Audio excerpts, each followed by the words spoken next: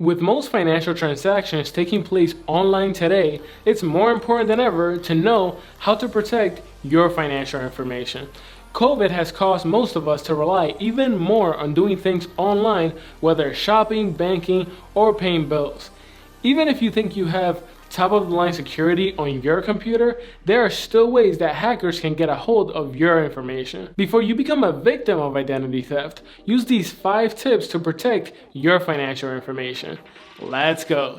Hey, this is Carlos with Influential Finance, and on this channel, I make weekly videos to help you improve your personal finances. So if you're new here, consider subscribing. The first tip is to use two-factor authentication. It's easy for hackers to steal your password, but when you set up two-factor authentication, it makes it a lot harder to get for them to get into your account. Two-factor authentication is a second layer of security. Even when you enter your password into your bank's website, for example, it will ask you to authenticate the login on another device.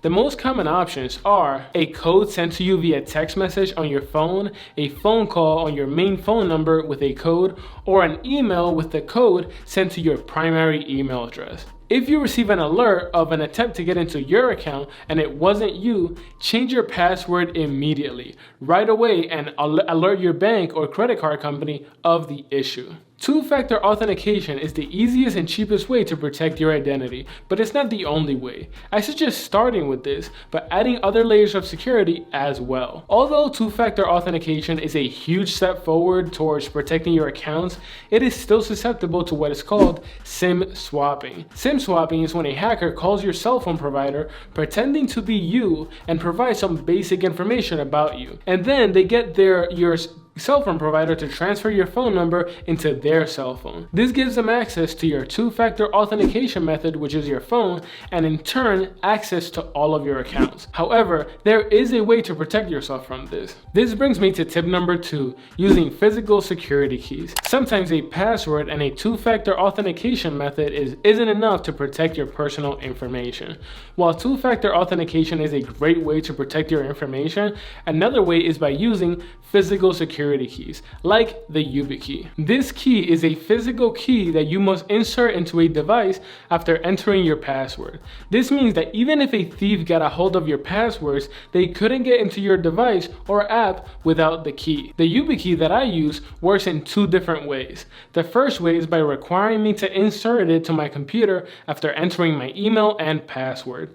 If my computer doesn't detect the key inserted, I will not be able to log into my accounts. This only works if whatever accounts you have support physical security keys. The second way the YubiKey works is with the YubiKey app. For any accounts that don't support the physical key, you can use the YubiKey app as a form of two-factor authentication. For example, I use this for my Influential Finance Instagram account, which, by the way, if you're not following me, make sure you stop this video right now and go follow me ASAP. Instagram does not support physical security keys, but they do support two-factor authentication. Instead of getting a code texted to me, I use the YubiKey app to get my code. The good thing about their app is that they don't display any codes until I tap the key to the back of my iPhone. Having this extra layer of security protects me from hackers getting a hold of my cell phone by SIM swapping, because even if they have my cell phone, the app won't provide them any access to my codes unless they have the actual physical key. The type of physical key you need depends on the device you're using.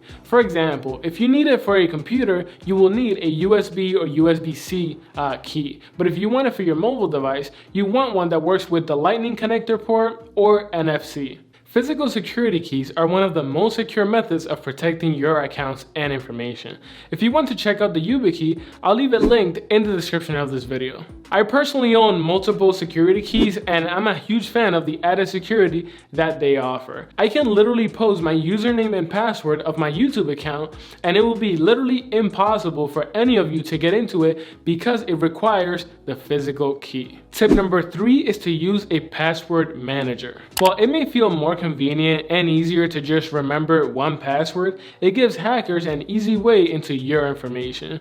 Once they get your one password, they can get it into all of your most important accounts. Instead, create a different secure password for each website that you use. This may get a little tedious or frustrating, especially when you have a ton of accounts and passwords to remember, but there are ways to make it easier. The best way is to use a password management tool. This makes keeping track of your passwords much easier without risking their security. Keeper is a great option that I personally use. It stores all of your passwords heavily encrypted so that you don't have to worry about forgetting your password for any website or about someone getting a hold of your passwords. With Keeper, I personally create and store passwords that are 20+ characters long, using symbols, both uppercase and lowercase letters, which make them virtually impossible to crack. You can also install the Keeper web browser plugin and the app on your phone so that it autofills every time you need to type in your password. Here's a bonus tip.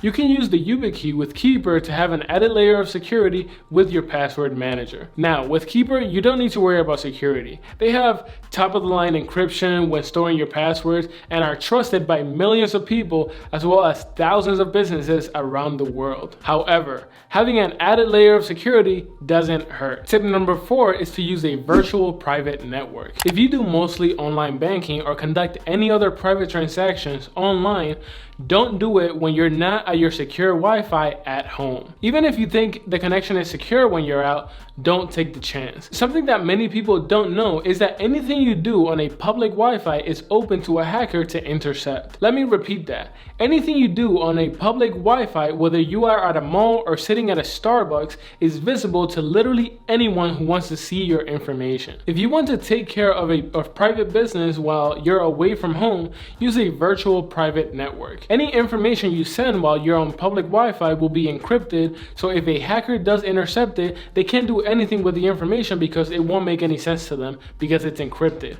A VPN also hides your device's IP address, which is a crucial piece of information that hackers need if they want to steal your information. All hackers will see is the IP address of the VPN network, which does them no good. Tip number 5 is to freeze your credit. When you freeze your credit, you literally stop anyone, including yourself, from applying for any new credit. If you want to apply for new credit, you must lift the freeze temporarily and then you can refreeze it when you have what you need. When you freeze your credit, it stops anyone from checking your credit. If a cyber criminal were to steal your identity and try to open a loan in your name, it would not work. The credit bureaus won't provide any information because of the freeze. They may even alert you of the attempt to access your credit. This way, you're alerted early if anyone tries opening an account in your name. Although freezing your credit is an excellent and proactive step to take to protect your information, there are several banks that don't actually pull your credit before you open an account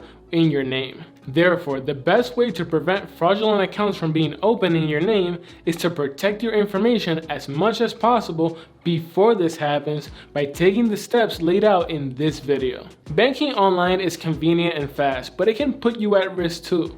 It's important to take all of the important security measures to ensure you protect your private information. Even when you feel secure, it's important to take that extra layer of security, such as two-factor authentication, ensuring you're on a secure connection, and never sharing your login information with anyone else. The more steps you take to protect your identity, the easier it will be to keep your finances safe and out of the hands of hackers. If you enjoyed these 5 tips and you want to see a part 2 to this video, let me know in the comments below because I have a lot more tips that I'd like to share about cybersecurity. I'm just not sure if a lot of you actually want to hear this information. So definitely let me know in the comments below. That pretty much wraps it up for this video, but if you'd like to watch more videos on my channel, I'll leave more videos linked right over here, and as always, make sure you click on my face right here to subscribe for more weekly videos. That's been it. I'll see you in the next one. Peace.